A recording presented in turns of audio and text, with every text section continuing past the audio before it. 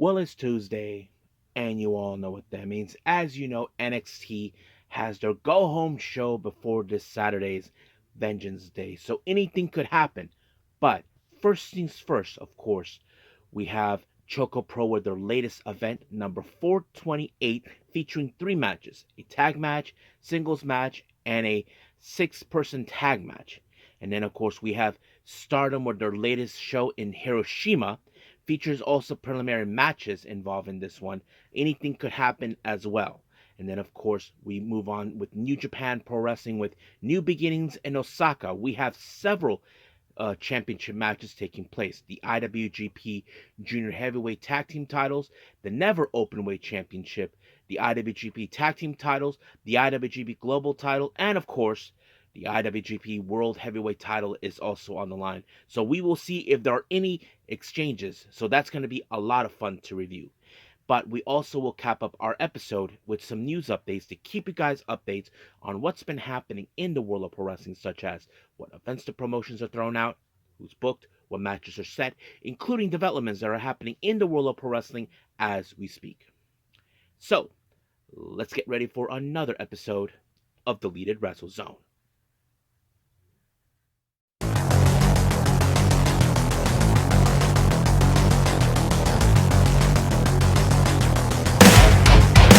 Are you ready? Get up, get up! Get up, get up! Get up, get up! Get up, get up! Get up, get up! Get up, get up! Hey everyone, welcome to Deleted Wrestle Zone, all things that it's pro wrestling with AEW, NXT, New Japan Pro Wrestling, TNA, the National Wrestling Alliance, various promotions, wrestlers, matches, and championships. I am your host, J-Rod here. So, if you are new to the channel, welcome. This is a channel where we do a lot of pro wrestling reviews from various promotions, not only here in the United States, but also in Japan, Mexico, Canada, Europe, the UK, anywhere in the world pro wrestling is not as big, but it continues to grow. We also, of course, do discussion videos, talk about various topics such as the wrestlers themselves, the promotions, factions, storylines, whatever we want to talk about. We also, of course, do more news updates. If certain information was unable to be on this episode, we can either put it on the next one or on a separate video by itself. We also, of course, do real-timing news updates to keep you guys on alert if something has happened in the world of wrestling that needs to be addressed ASAP. We also, of course, got the Unagi Sayaka Watch and various other cool wrestling content as well. So if you like what you see, please subscribe to us, so click on that subscribe button. You'll be getting a lot of daily reviews and other cool wrestling content as well. But if you like this episode, please give us a like on the like button or a nice comment in the description down below. Now, all introductions have been said. It's time to, of course, fly away. So let's begin with our first review, and this is from ChocoPro.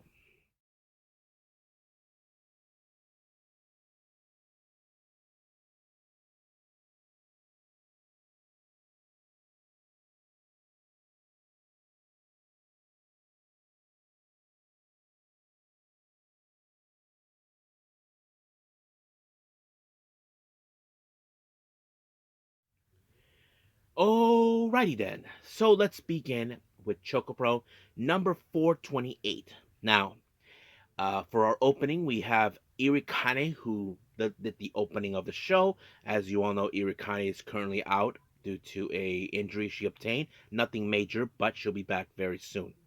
Of course, she did the usual info of the show, greeting the fans, yada yada yada. But let's begin with our first match. Our first match, we have Chiko Shikawa. She teams up with Chon Chidu to take on our current Asian Dream Tag Team Champions, Black Kominachi, Antonio Honda, and Tokiko Kirihara. But however, Honda is fully aware in a capacity that since we had that mixed tag team tournament that took place recently, Honda is not letting his guard down. He knows too well Chon Chidu has an opportunity to challenge for these belts. So basically, he knows it. So you would think that will do whatever it takes to bring down his momentum. Well, he had to go back to his old ways, with him timing out, telling the stories, and the fox and all that. Not to mention the pot was used once again in these moments. But however, it was an inside cradle by Honda that allowed him to pick up the win on Shonshiru, and just like that, 1, 2, 3, it's over. But during the post match, Honda was giving his statement towards Shonshiru. He knows too well he will challenge him, but the real question is when. So we'll see where that happens. Now, our next match, we have Iroi Yawara taking on Masahiro Takanashi. Now, you would think it would be exciting for her, learning something, getting in the ring with a much experienced wrestler, but she got to remember, Masahiro Takanashi is no slouch. He's a very clever and a slick wrestler. If you guys ever seen him, he always find ways not to break the rules, but try to bend them in his own capacity. And that's something she should have learned. But she learned the hard way when she ended up in a submission by Masahiro Takanashi, and she had no choice but to tap. Now, our main event, we have Munetatsu Nakamura, Sayaka Ubihiro, and Ken Oka taking on Kaho Hiromi and the Best Bros, Mei Shiruga and Balin Aki. So it's a real fun one. However, I've always asked myself, would it be like seeing Kaho and Mei team up? Because they're almost similar. Mei is a bit of a cocky person in some capacity. Kao is a bit of a childish wrestler, but always brings happy smiles to everyone. So you would ask yourselves, how will two people deal with people like those two? Well, that's a good question. But of course, there was a moment where the lights went out during the match. I don't know if it was intentional or was it a, you know, how to say, dumb moves from a fan. I mean, I've seen that before, but luckily the match ended in a double pin when, of course, they took out both Oka and Nakamura outside the ring while Kaho was dealing with both of them.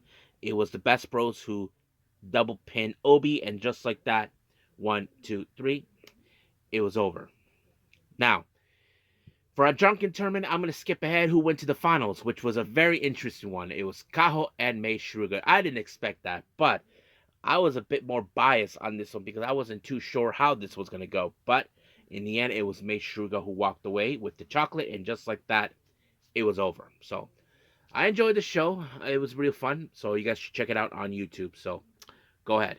So right now, let's move on with our next review, and this one is from Stardom.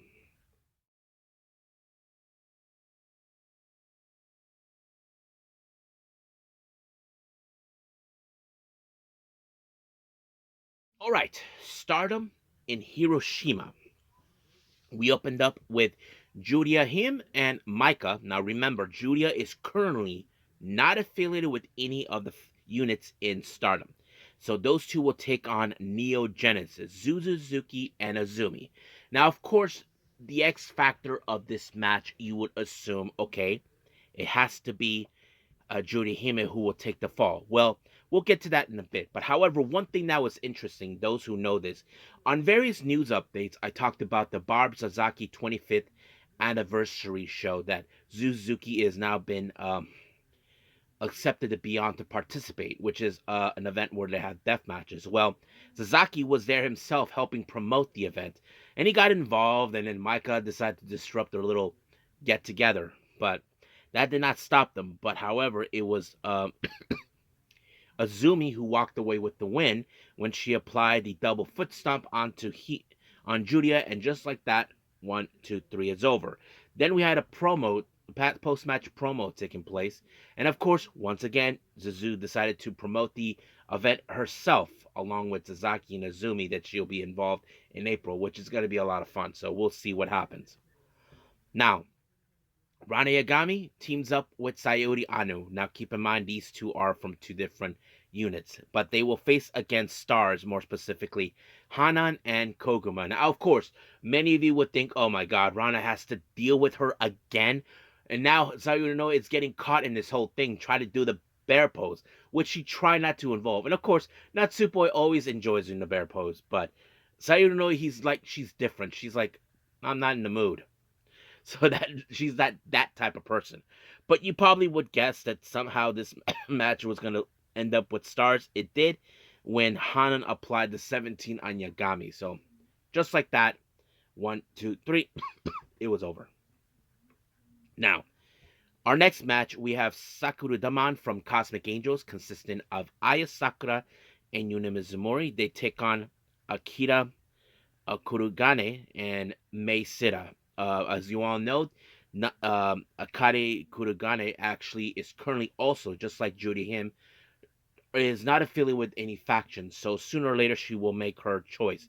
But however, of course, there'll be you saw moments between Yuna and Mei because Yuna still has her heart to go after the High Speed Championship, which she was involved in a while back. But however, it was Aya Sakura who picked up the win when she applied the modified Triangle Lancer onto Kuragane, and just like that, she had no choice but to tap. And then, of course, during the post match, Yuna Mizumori decided to put herself in a match where if she defeats Fukigen Death, then she'll get a shot of the High Speed Championship. So I'm sure Mei Sira will stay close to that. Now, our next match, we have the Cosmic Angels, Sayaka Kurara, Natsupoi, and Tam Nakano teaming up. They will take on Stars, more specifically Momo Kogo, Azuki, and Mayu Iwatani. Now, of course, the I know that with the storyline with Kurara and Tam, it's becoming clear that many people are thinking that Kurara will probably betray Tam. Who knows? But of course, the pressure is on to both because Kurara did not ask for this, but apparently her name was dragged into the mud by Kamitani. But unfortunately, she was the one who suffered the loss when she ended up in a standing dragon sleeper by Mayu Iwatani, and then of course she had no choice but to tap. Now, our next match, we have EXV members Rian and Hanako taking on Neo Genesis, um, Miyu Amasaki, and Starlight Kid. Now, remember, this is a preliminary match for Amasaki and Hanako. They will be challenging for the future belt, which is going to be interesting. Recently, in other preliminary matches, Amasaki ended up with losses thanks to Hanako. But you ask yourself, will Anasaki build up that momentum? Well, unfortunately, she did. She applied the Tenzai onto Hanako, and just like that, 1, 2, 3. But during the post-match promo, you would see, of course, Amasaki will definitely try to, hopefully, that she'll pick up the 3 count on her. Now, we do know that in Hanako's first year, she did challenge for the future belt, but that was during Rena, but failed. And she's hopeful that think she'll walk out as the winners, but we'll see. Now, our main event, we have God's Eye members Kyoka Kotatsu, Lady C, and Shuri. They take on Hate members Konami, Natsuko Tora, and Saya Kamitani. Now remember, of course, there's been issues between Shuri and Konami since Konami betrayed Shuri and joined Hate. So basically, that's what's been going on. And once again, the tactics of Hate has continued on once more. This time, Konami with the spray on both Shuri and Kotatsu, but of course, it was Konami with the buzzsaw onto Kotatsu, and just like that, 1, 2, 3 is over. But however, during the post match, Konami once again with her smug face tried to say this is the end of God's Eye, but Kotatsu is not going to give up that easily, no matter what happens. So we will see what happens between God's Eye and Hate, because we know that Hate uh, declared war against every other faction. So we'll see what happens till then. But for now, we'll end things here and move on with New Japan Pro Wrestling.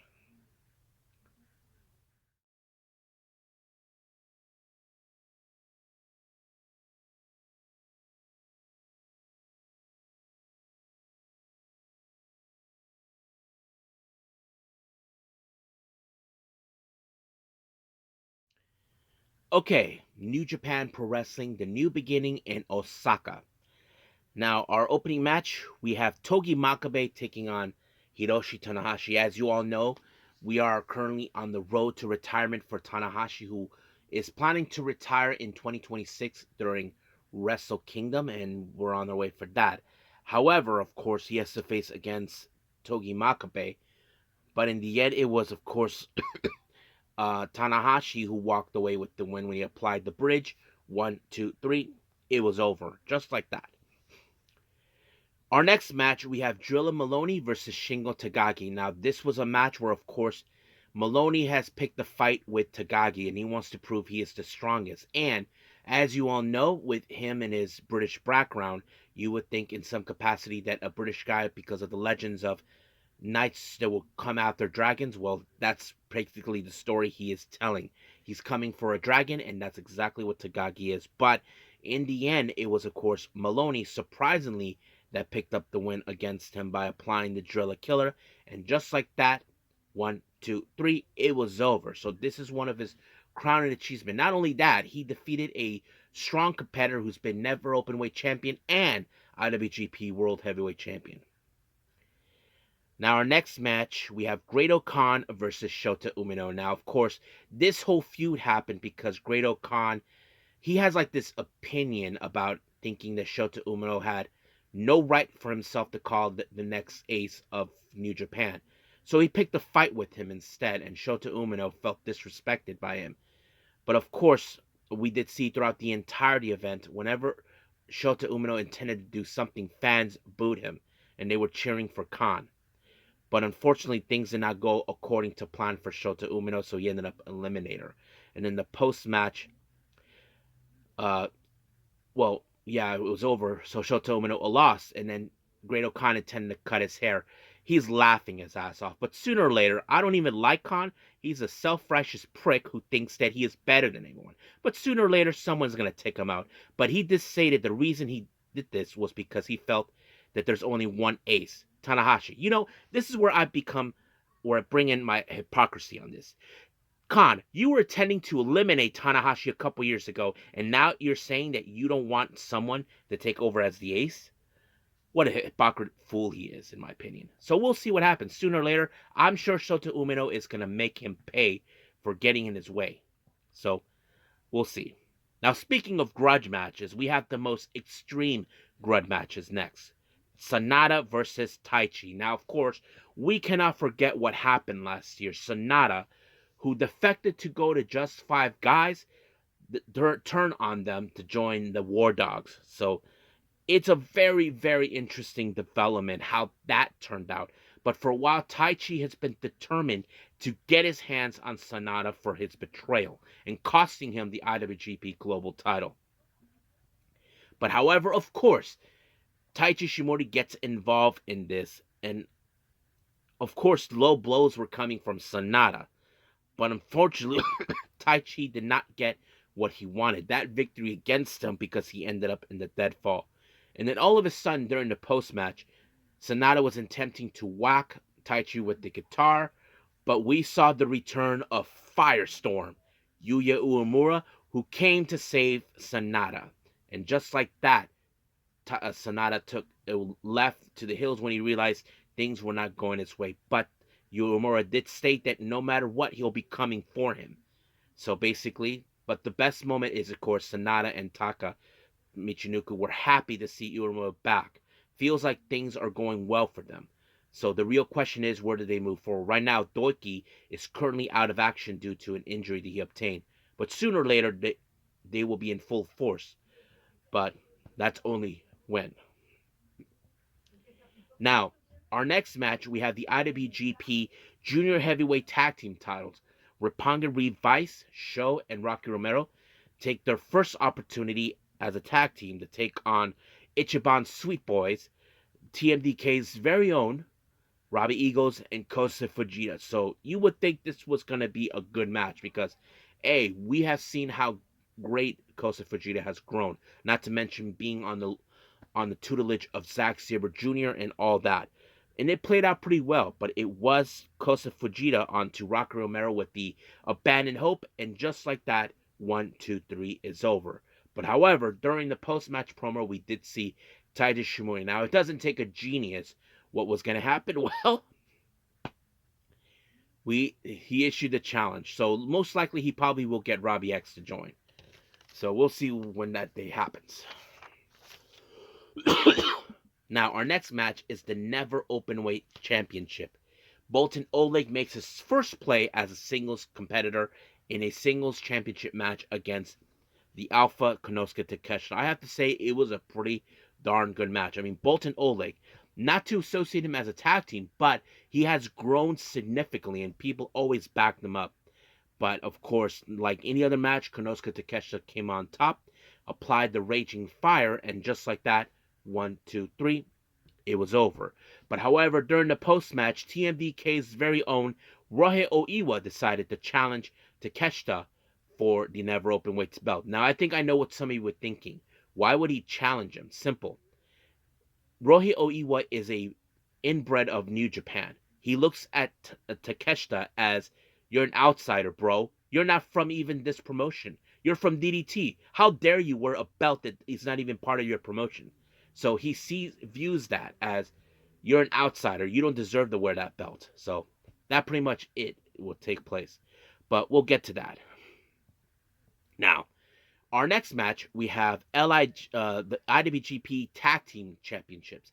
Lij, as you all know, the winners of the World Tag League of 2024, challenged the Young Bucks for these belts. Now, of course, we were definitely going to see some moves from the Young Bucks to ensure that they will remain as tag team champions.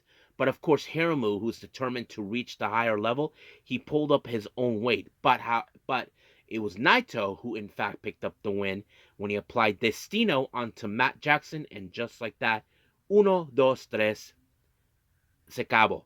Just like that, we have brand new IWGP Tag Team Champions. So this is a crowning achievement. Hiromu, of course, not only that, he has crossed the threshold, not only as a junior heavyweight, but jumping in as a heavyweight. So it's pretty fun to see. Now, our next match, this is the semi-main event. This is for the IWGP Global Heavyweight Championship.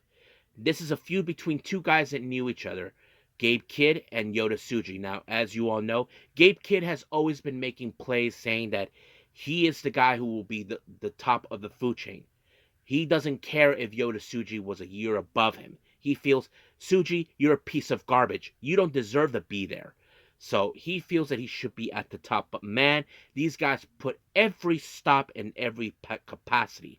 No matter what. But however, their body was giving out on them. And of course, this match ended in a draw after a 10 count by Red Shoes himself. And just like that, the match was over. But out of nowhere, during the post-match, House of Torture showed up attacking Tsuji. And then all of a sudden, Evil returns. After he came back after he failed to succeed to get rid of Tanahashi. He looks more like he was helping Tsuji than attacked them.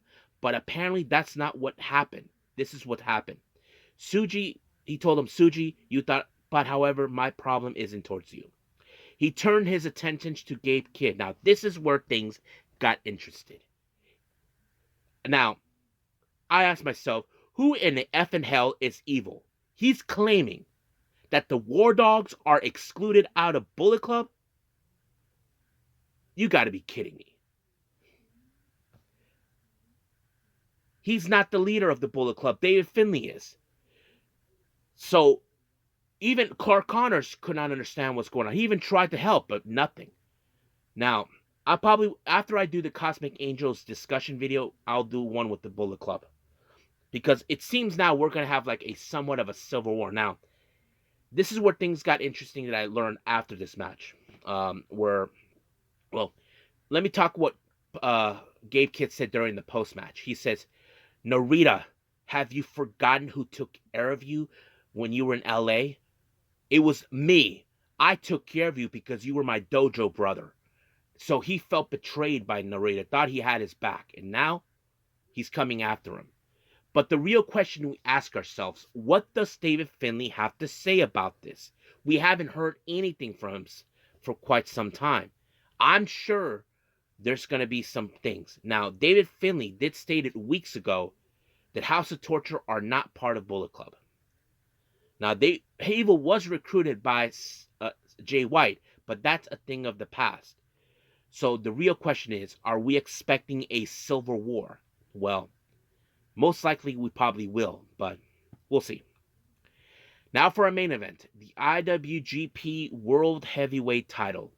Hiroki Goto, the Warrior, take on the frontman, Zack Sabre Jr. Oh my goodness. Man, this match was great. I think many fans must have thought there is no way Hiroki Goto was going to win. Because, he has been with the been wrestling for 22 years.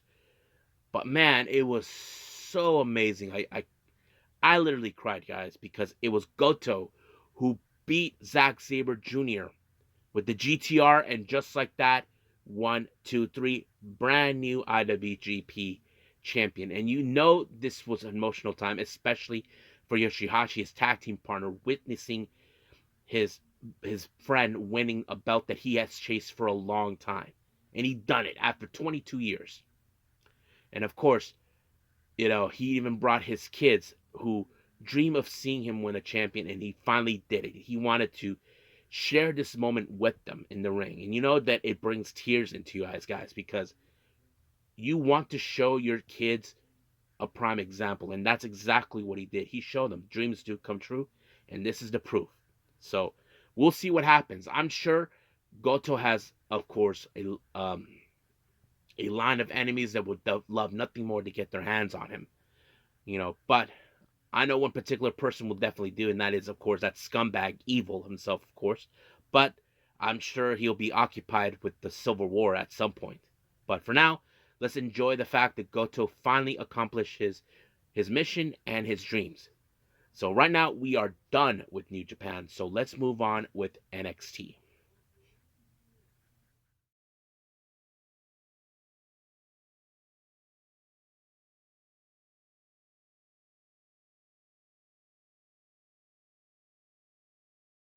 Okay, our final review, NXT.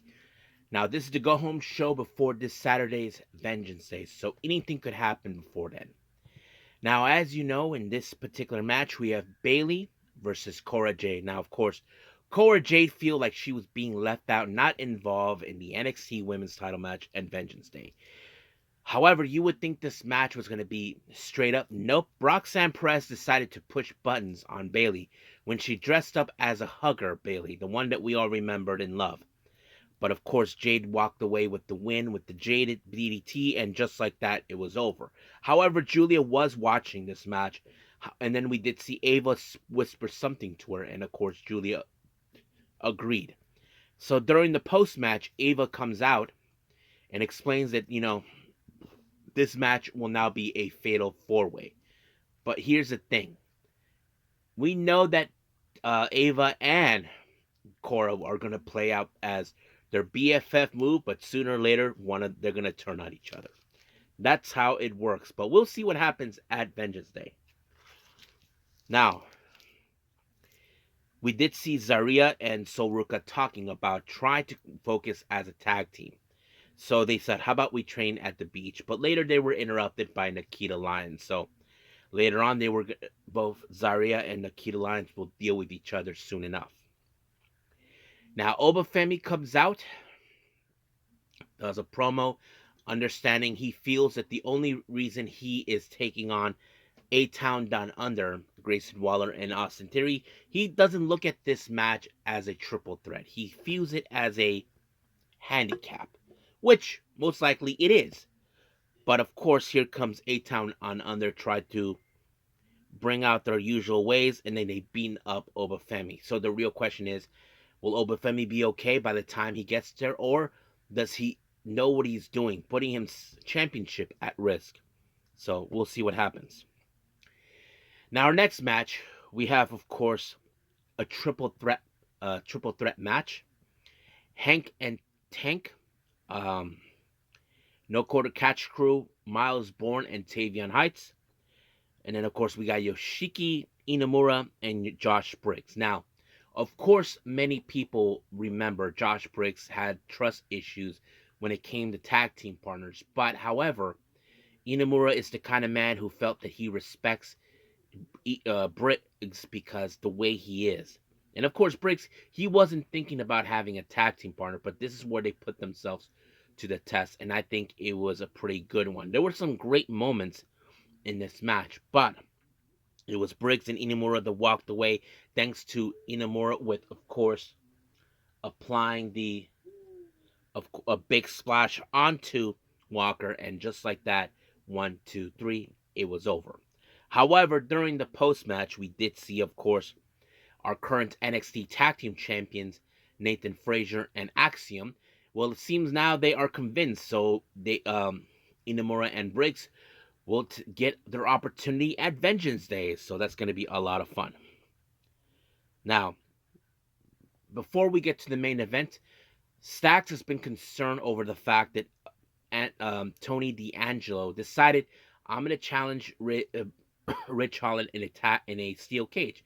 But he told them, look, just forget about it. They knew what was going on. He looked at Luca. Luca knew. Andrea knew. So did Izzy. So basically, he knew what was coming. So he may not had another choice. Now, our next match, we have the NXT Heritage Cup. JDC takes on Lexus King. So basically, you would think that there's going to be some cheating on this one. That's exactly what happened. There was a moment where, of course, Lexi King decided to use the ropes as a leverage while JDC was at the top, but later JDC ended up in the coronation by using the ropes. 1, 2, 3. It was over. Now, of course, we did see Fatal Influence as always, but however, they got in the middle of Jada Parker and Kalani Jordan get into whole thing out, but we'll see what happens with both of these ladies. Our next match, we have Nikita Lyons taking on Zaria. Of course, Nikita Lyons likes to act like she thinks she knows what she's talking about. But of course, Zaria took her out with the F5, and just like that, 1, 2, 3, it was over. Now, we did see a moment where Javon Evans is determined to face Ethan Page, no matter if he was not cleared. He was not. So Ava told him, okay, against my better judgment, you will have it, but we're not fully responsible for your well-being. But of course, Ethan Page put out a video promo saying that I'm not just going to break you, I'm going to end you. Not like killing him, but ending his career. Now, Eddie Thorpe, as you know, he felt that every opportunity that he never got, he felt that he was overlooked. So he put himself in a position where he wants to challenge Trick Williams in a strap match. So during interview with Sarah, with Trick Williams, she actually asked, what's his deal? He says, why not? Let's do it. And it's going to happen in Vengeance Day. Now, all of a sudden, we did see, of course, Ricky Starks makes his opinions. Now, people were surprised. I mean, it didn't take too long until we all knew that this was going to happen. So, yeah. So sue me. Now, we did see Julia and Stephanie give themselves luck for Vengeance Day, so we'll see how that goes. But let's jump into our main event, the NXT North American title in a steel cage match. Rich Holland and Tony D'Angelo. Oh man, this match, you probably can guess, it was going to be, of course, crazy.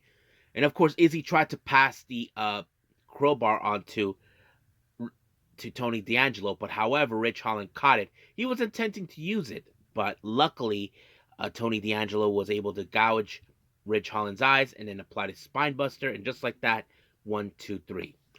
But while Rich Holland was dealing with Luca and Stax, things were going great until Izzy stabbed Tony D'Angelo in the back with the crowbar, and here comes Shawn Spears, Brooks Jensen, and Nico Vance. This was a trap all this time, and they were able to isolate Stax and Luca Crucifino not to enter the ring.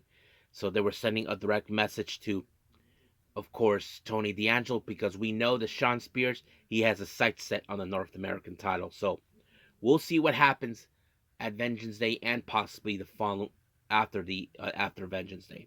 But for now, we are done with everything with our reviews, so let's just move on with, of course, news updates.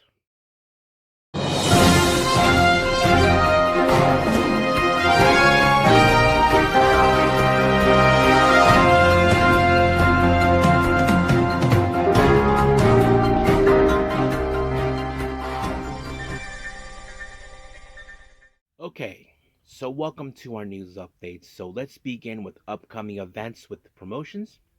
Now, as you know, every year in February, New Japan and Mexican promotion CMLL will do their annual Fantastica Mania. Well, they just announced a date for that on the 27th of February in Corkin Hall. However, a match has been announced on that particular day, and that match is Templario versus Volador Jr. Now, House of Glory has announced for their upcoming event in called City of Dreams on the 15th of March, and they just announced he's very nice and very evil. Danhausen will be making his appearance. Now, more on the West Coast versus West Coast Pro with the West Coast Best Coast on the 22nd of March. Vinny Massari will be in action to take on his former student, Brett the Threat, so that's going to be a very interesting match. Now, on the 23rd of March, GCW will be in Chicago for No Compadre. We have Gringo Loco taking on the Silver Tooth Satan himself, Atticus Cogar. Now, hope Gringo Loco knows what he's doing. Atticus Cogar is a very dangerous dude, so we'll see. Now, Wrestling Revolver has announced that they will be making their first time appearance after many years of planning. They will be debuting in Chicago on the 5th of April. Now, more information will come out for that, so we'll see how that plays out. Now, Fightful Select, as you know, made this report about Elias, better known as Elijiah. Now, many of you remember I reported to say he's now All Elite. Well, it turns out that he is not completely All Elite. He is still a free agent. Now, we don't know what the whole deal was that we saw with the Righteous, but we'll see. Hijo the Dr. Wagner Jr., as you know, who graduated from NOAH, now decides to jump the bandwagon with AAA. So he is officially with the group, with the promotion. So we'll see what things he will bring into the table. Now, Rey Mysterio revealed that he received a cease and desist letter from Marvel and DC to tone down on his gear. Now, remember, in the past, we have seen Rey Mysterio use gears from these gimmicks from the Marvel and DC characters. So apparently, they're telling him to tone it down on that. So, yeah. Now, as you all know, we talked about Hiroshi Tanahashi, the ace of New Japan, who will be retiring in Wrestle Kingdom on the 26th, on January 4th in 2026. However, there was a report saying they asked Shinsuke Nakamura, who is someone who he fought against, respected, asked him if he'll be reuniting with Tanahashi, but he is conflicted. It's still uncertain. I'm sure there's going to be a lot of negotiations for that, because as you all know, we will always remember Shinsuke Nakamura part of New Japan since they're not in relations with WWE, but I'm sure they can make an exception because Tanahashi and Shinsuke Nakamura, they know each other too well. Now, Dominik Mysterio mentioned that on a thing called Battleground that he would love to make appearances in TNA and take over. So that's going to be interesting to see. Hopefully, we will see that. Now, as you all know, I did review the latest Sendai Girls event in Shinjuku Face. Apparently, something sad has happened. Mio Momono has revealed that she is injured herself on that particular day, and she was examined by a doctor and diagnosed with a ELC injury on her left elbow. So that means she'll be out of action for about 3 to 6 months. So that's going to be a long road recovery for her. Now, as you all know, we heard that Elektra Lopez has been released from the company, so by WWE, and she posted this out on her social media. So let me pull it out for all of you.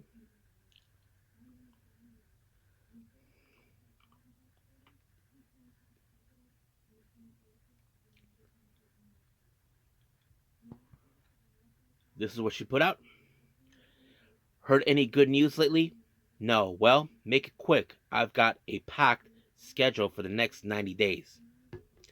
So basically, she's going to be busy for the next 90 days. We don't know what it is. I'm sure many people are probably wondering where she'll land when this is over. I mean, it is a very difficult thing to ask. I mean, we don't know.